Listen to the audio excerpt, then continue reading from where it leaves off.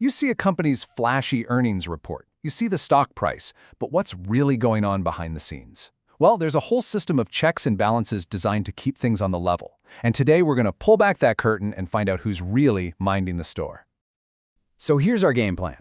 We'll start with the crisis that basically created these rules in the first place. Then we'll get clear on what internal controls actually are and meet the two main players responsible for them.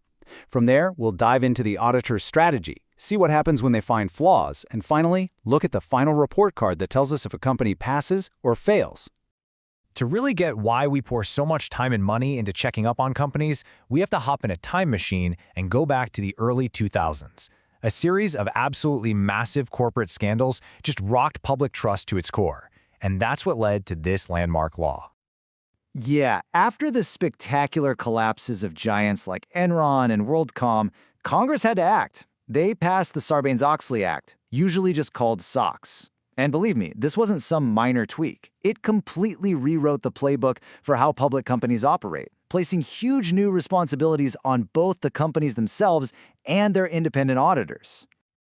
Now, the real heart of SOX is a little piece called Section 404, and it's brilliant, really. It creates this two-part mandate. First, it makes the company's management stand up and publicly say, yes, we are responsible for our internal safeguards, and we believe they work. But then, and this is key, it requires an independent auditor to come in right behind them, check all their work, and issue their own separate opinion. It's the ultimate trust but verify, and it's now the law of the land. Okay, so I keep throwing this term around, internal controls. But what are they, really? What are these things that are suddenly so important? Let's break that down. Think of it like this. Internal control over financial reporting, or ICFR, is basically a company's internal safety net. And it's not just one single thing, it's an entire process. It's all the policies, all the procedures, everything designed to give us reasonable assurance, not a guarantee, but a high level of confidence that the financial numbers the company shows the world are trustworthy and accurate. It's all about catching problems before they blow up. And that safety net really has three main jobs. First, keep honest and accurate records. Second, make sure every single transaction has the proper sign-offs and approvals. And third, protect the company's assets. This covers everything from who has the authority to sign off on a $10 million deal, all the way down to making sure a company laptop doesn't just walk out the front door. So, in this whole corporate drama, you've basically got two main characters who take center stage. You've got the company's management, and you've got the independent auditor, and they have very different roles. And what you see here is this really crucial separation of powers. Management's job is totally hands-on.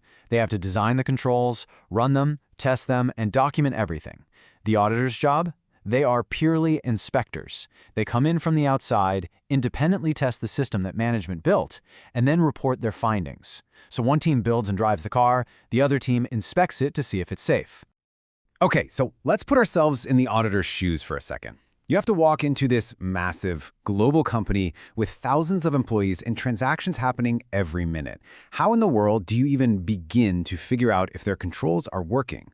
Well, you need a very smart game plan. And that game plan is what we call a top-down, risk-based approach. This is so important. It means they don't get lost in the weeds trying to check every single little thing. Nope, they start at the very top of the company, the big picture, and then they focus their time and energy on the areas that carry the most risk, the places where a big mistake is most likely to happen. It's all about working smarter, not harder. And this whole approach flows in a really logical way. First, they look at those big company-wide controls, the tone at the top. Then they zoom in and pinpoint the specific accounts that are most vulnerable, things like revenue or inventory.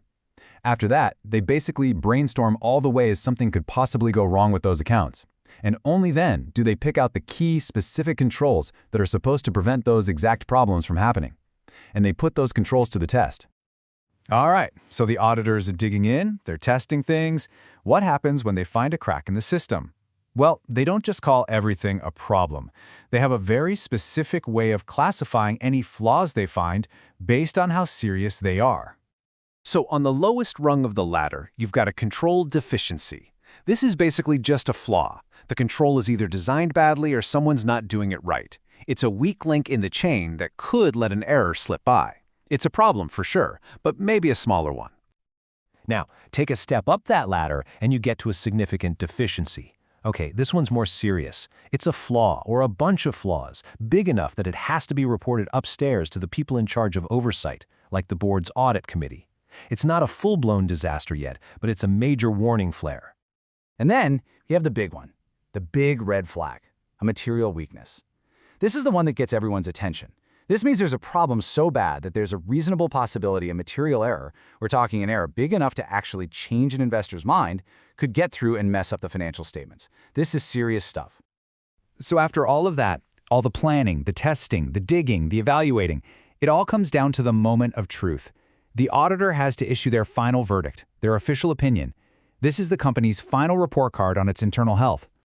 And you have to understand, the stakes here are sky high. Some findings are so bad, they're an automatic failure. Just look at this. If an auditor finds any fraud committed by senior management, it doesn't matter if it's for $10 or $10 million, it is immediately considered an indicator of a material weakness. Why? Because if the people at the very top are cheating, the entire system is broken. So in the end, the company gets one of 3 grades on its report card. The best is an unqualified opinion. That's a clean bill of health, a passing grade. It means no material weaknesses were found. Then there's the adverse opinion. That's a failing grade. It's a public announcement that yes, this company has at least one material weakness. And finally, you might see a disclaimer of opinion. That's basically an incomplete, where the auditor says, we couldn't get the information we needed to even give a grade. Which leaves us with a really critical question, one that every investor, employee, and customer has to think about. If a company's profits look amazing on paper, but you find out its internal safety net, the very system meant to keep those numbers honest, is broken, would you bet your money on them? It really gets to the core of why this whole corporate checkup matters so much.